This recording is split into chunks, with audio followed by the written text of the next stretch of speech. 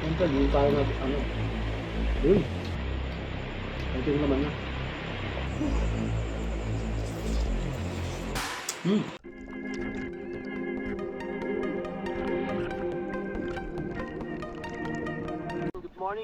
Good morning guys. So pangatlong araw natin to.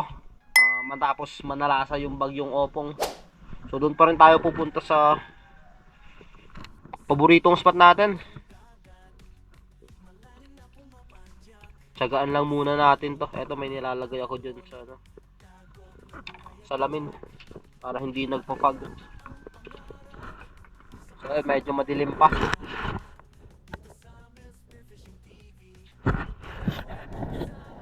Doon tayo pupunta kasi mabagat, gawang may bagyo na naman.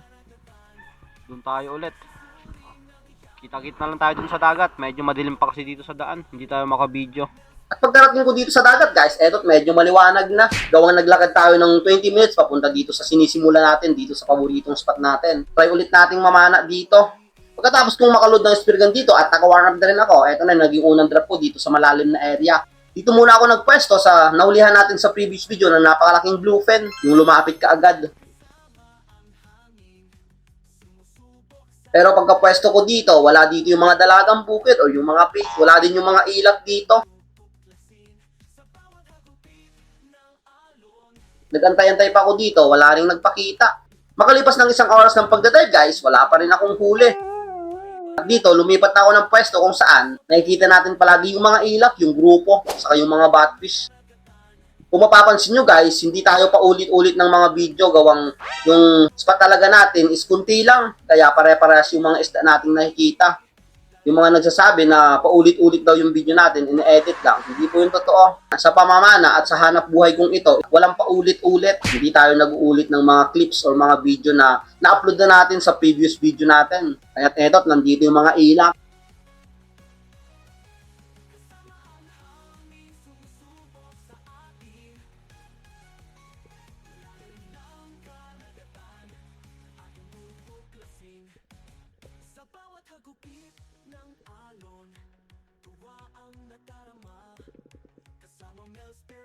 A couple of seconds ang pag-aantay dito, buti na lang, lumapit na etong mga ilak. Kumuha na ako ng isa para may huli na tayo.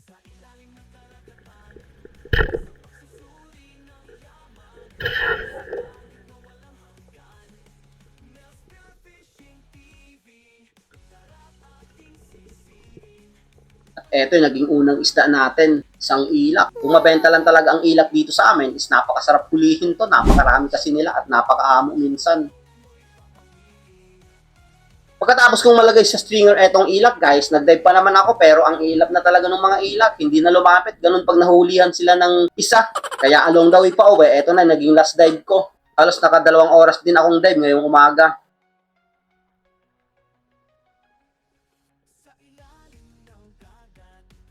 At dito, pagkapwesto ko, nakita ko agad etong dalawang unicorn, etong malapad, saka isang slender. Pinili ko etong pinakamalapad, gawang mas malaki dito sa slender unicorn. Napakaamo naman.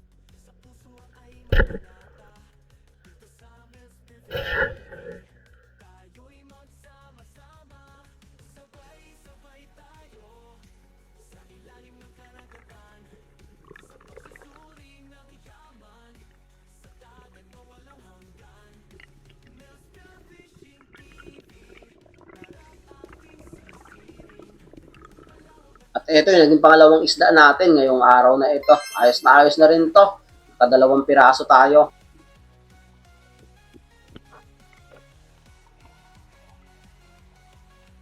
Grabe. Yung ako nakita ng ganitong unicorn. Napakalalim kasi itong ganitong unicorn. Lumakas na yung habagat. Sana nandyan pa yung slender. Balikan ko. Sana nandyan lang. Oh, thank you Lord. Pagkatapos din itong dive na to guys, umuwi na rin ako. Okay na rin yung dalawang huli natin. At pag-ahon ko dito sa inaahunan natin, eto may dalawang batang lumapit sa akin. At sabi nung naka-blue, nanonood daw siya ng mga video ko. Hindi ko alam kung sa YT channel or sa Facebook lang. Guys, balik ulit tayo sa karagatan para magpatuloy sa ating pangarap. Dito ulit tayo magda-dive. Kaninang umaga, dito tayo nag-dive sa paboritong spot. Ang nahuli ko lang is yung unicorn sa kailak, yung umaga. Yung hapon, dito tayo magdadive. Try natin dito. Nung pag bagyong umumpong is yun na ulit ako makakadive dito. Medyo lumalim yung ano dito, dagat. Gawang napakalakas na ng mga alon na naghampasan dyan sa shore protector. So try natin dito, baka may isdang magpakita. Ayan, medyo lumalim, nawala yung mga buhangin. Ayan, puro bato na. Kaya tara, samahan nyo muli ngayong hapong dive na ito. Let's go!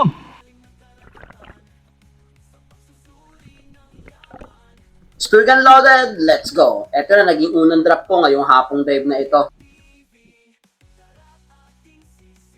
Pagkapwesto ko dito, napakalakas ng agos. Mukhang mahihirapan tayo nito at dahil nandito na tayo, tiyagaan na lang natin to kaysa umuwi na tayo nang walang huli. At ganoon din dito yung mga nakita ko. Nawala yung mga malalapad na corals, nasira din. Buti lang, nagpakita agad etong mga dalagang bukid sa akin.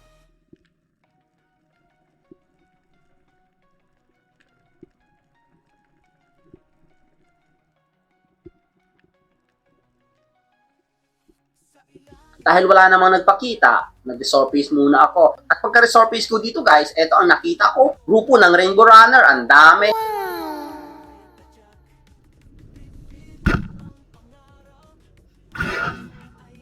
Kaya hindi na ako pumili dito kung anong pinakamalapit. Yun na yung tinira ko, gawang pare-parehas lang naman ng size. At napansin ko dito, sa patama ko dito sa Rainbow Runner, akala ko, akala ko maupunit. Ngunit habang hinahata ko, is maganda pala yung tama niya. Kaya eto yung naging unang isda natin. Isang good size na Rainbow Runner.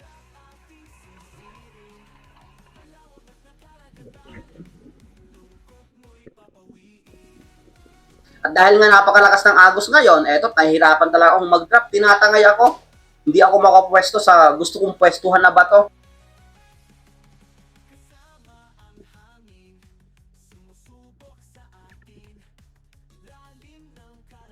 Eto, napakarami kaagad na dalagang bukid na lumapit sa akin pagkapwesto ko. At dahil malakas nga ang agos, eto yung sign na naghunt yung mga malalaking isda gaya ng mga mamsa. Kaya antayin natin kung may lalapit dito.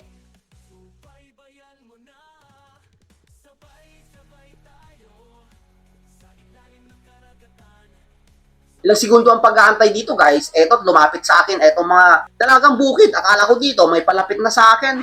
Ngunit inantay-antay ko pa, wala namang nagpakita. Kaya back to the surface muna tayo. Makalipas ang isang oras ng pagdadive guys, isa pa lang yung huli natin. At nagpwesto na ako dito sa nakitaan natin ng mga slender unicorn sa mga previous video natin. Kung mapapansin nyo yung bato guys, may malapad dyan na corals. Ngayon, wala na. Gawang kahit dito sa malalim na area is naabot pa rin ng alon na shake pa rin yung mga bato dito sa ilalim. Kaya nabasag siguro.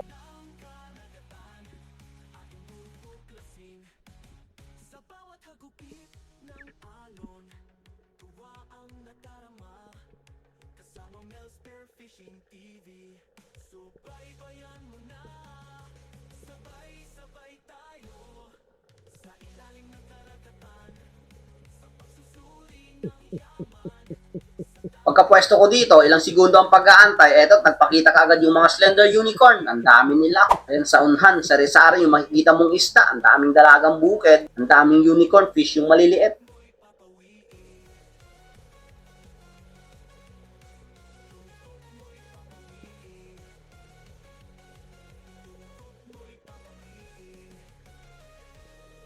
Eto, ang dami talagang slender unicorn. Ngunit ayaw talagang lumapit ng sagaran para makaisa tayo. Medyo naka-distance sila. At dito, habang nag-aantay ako, may biglang sumugod na isang unicorn din. Nabigla ako.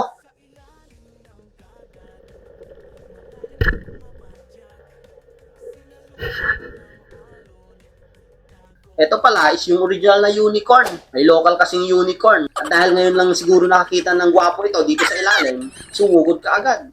Ito, na-spine shot natin ng tama. Napakaganda. Ito yung naging pangalawang isda natin. Suyahan naman ito kung tawagin dito sa Banton, dito sa probinsya namin.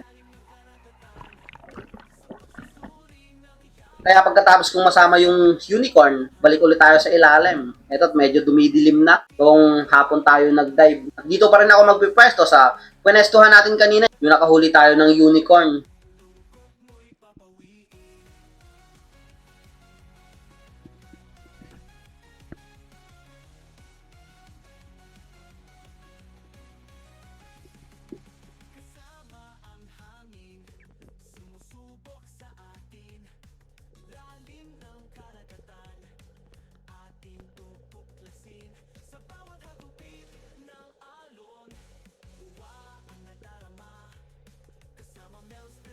Pagkapwesto ko dito guys, biglang nawala yung grupo ng Slender Unicorn. Umurong dyan sa malalim na area, dyan sa bandang kaliwa ko. At came to nowhere, eto ang nagpakita kagad sa akin, napakalaking dugso, Lonos Emperor.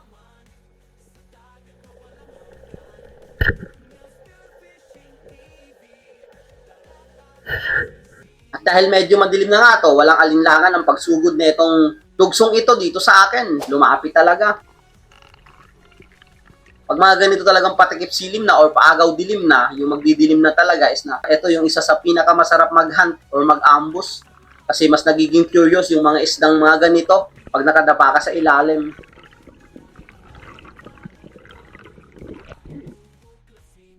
Ito yung naging pangatlong isda natin ngayong hapong dive na ito. Okay na rin to. Nakatatlong piraso na tayo. Itong dugso, isang rainbow runner, saka isang unicorn.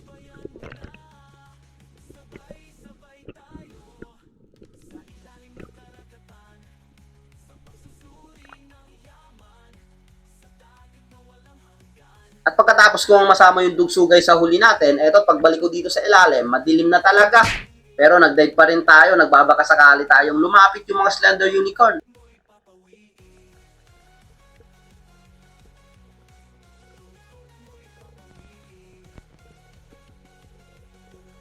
At hindi naman ako nagkamali, eto sumugod ka agad sa akin.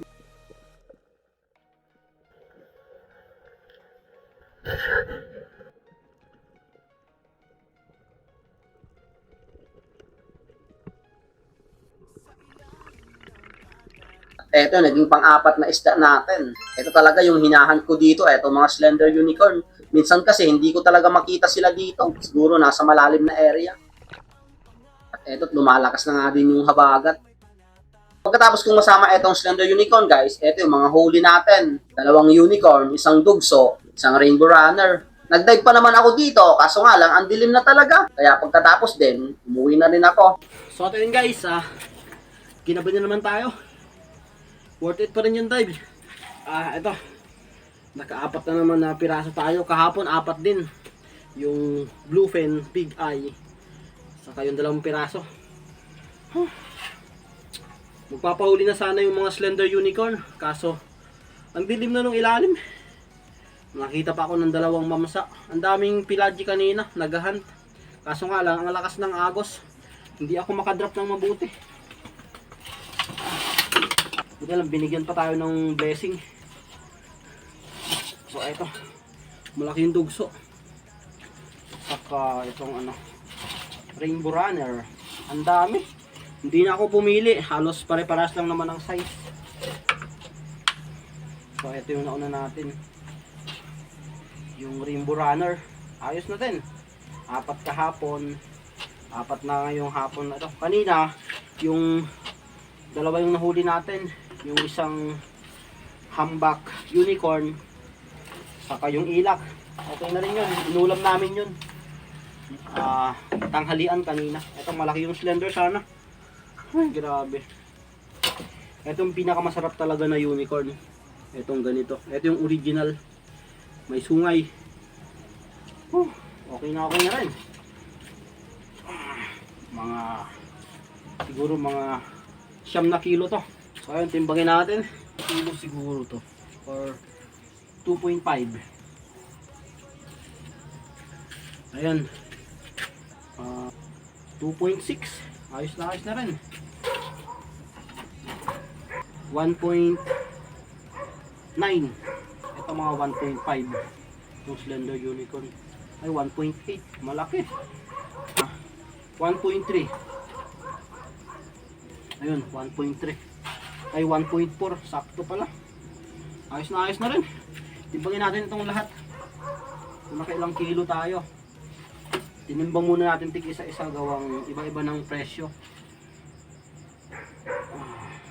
Ayan, 7.7. Ayan, yung lahat na isda natin. So okay na rin to, na huli natin. Sayang, hindi tayo nakahuli ng mamsa.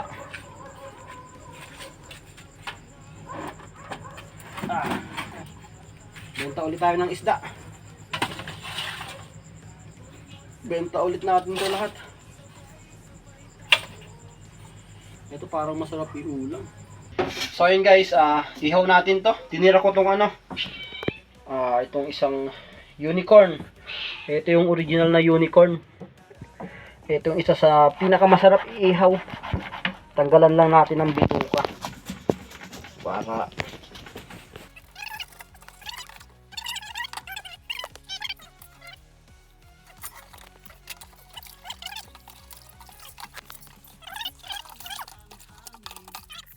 lagyan ko na lang to ng asin mamaya. So, ihaw tayo ng unicorn. Panghapunan. Inihaw. Ayan.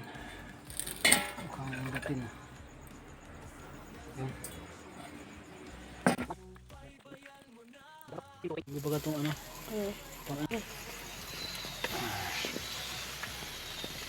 Iya pa. Yun. Kalit tumawi.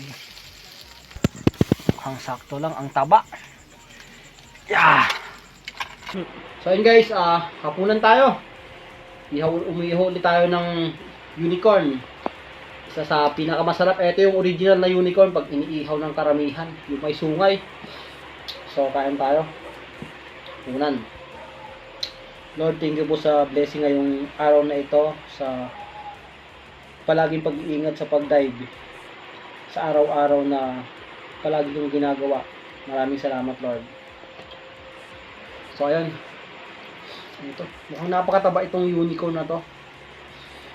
Siguro ang daming nakain na ano to. Grabe talaga. Sirang-sira yung ano natin. Corals din dun sa pinanaan natin na ito. Yung 3 piraso pala is naka ano. Bali yung rainbow runner, saka yung dugso, saka yung slender unicorn, nakatotal naman ng 1,220 yung kita ko ngayong araw na ito. Kaya ayos na rin.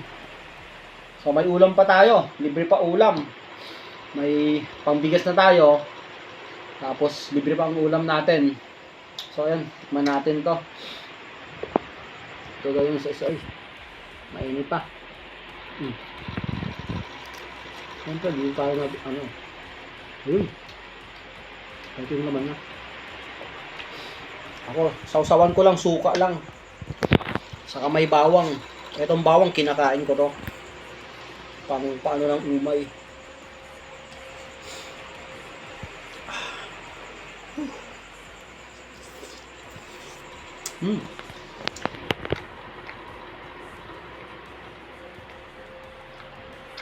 Grabe.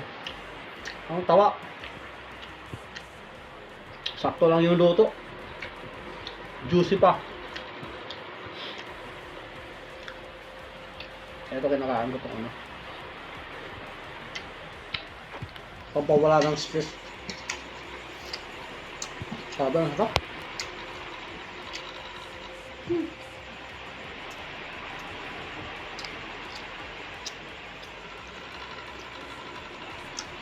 Worth it pa rin yung dive natin.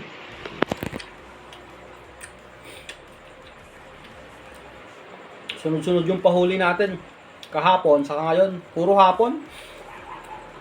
Sa umaga, madalang yung pahuli.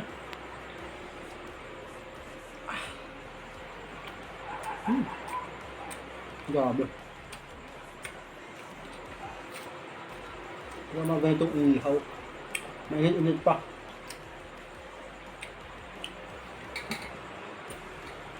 Hindi tayo.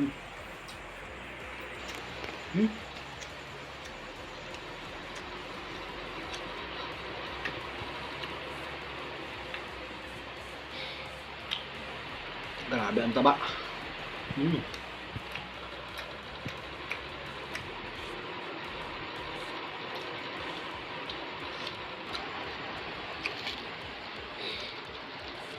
Bantang tiyan. Walang sili. Mas masarap sana pag may sili to. Tubig muna.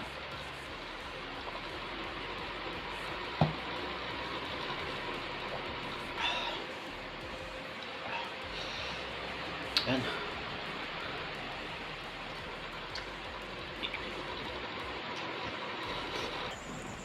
Iba talaga pag sariwa ang isda. Manamis-namis.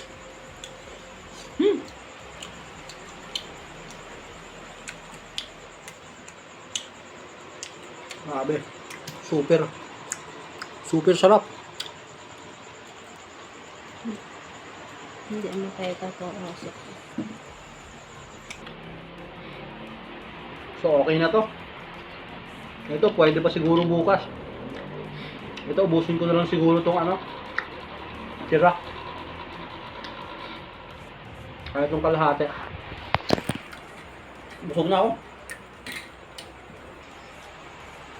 Shoutout muna tayo sa mga masugid kong tagapanood, taga-subaybay ng channel ko. Shoutout nga pala kay Mark Cervetos, Ani Rosal, Cesar Ismama, Eric Malupa, Boots Kasumpang, Ellen May, Mea Ochel Kasumpang, Agustin Elisis Kasumpang, Pablo Alaw, Rini Alicin, Alexander Pesquera, Pesquera Family, Aldrin Encio, Hangover, Prince Tyrone, Mabahin Family, Nelson Panturas, Warren Aba, Santi Roldan, Recto Family, Ronnie Borja, Federic Tirado, Fernando Lacasandili, Alan Tingala, Alan Florania, Cesar Ableng, Greek TV, Manang Hilaw, Celso Ilisan, Danilo Adalem, Charles Prince Adalem, Owel Hinrosa, Tony Saarinas, Joseph Janea, Noel Grigo, Edison Aba, Marlon Hamisola, Johnny Heisten, Bonifacio Arbalate, Yuel Ranas, Ryan Tingala, Emiliano Flores, Pedro Diusis, Timaho Family, Soniega Family, Leo Hinrosa, Raul Rojo,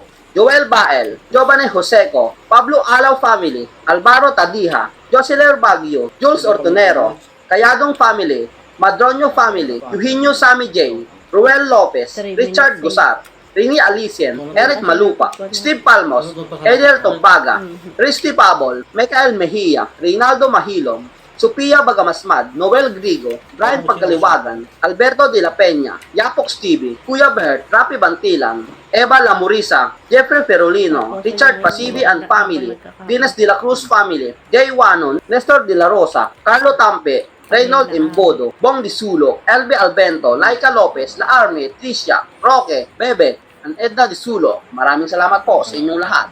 So yun guys, hanggang dito lang muna yung video natin. Hanggang susunod nating episode.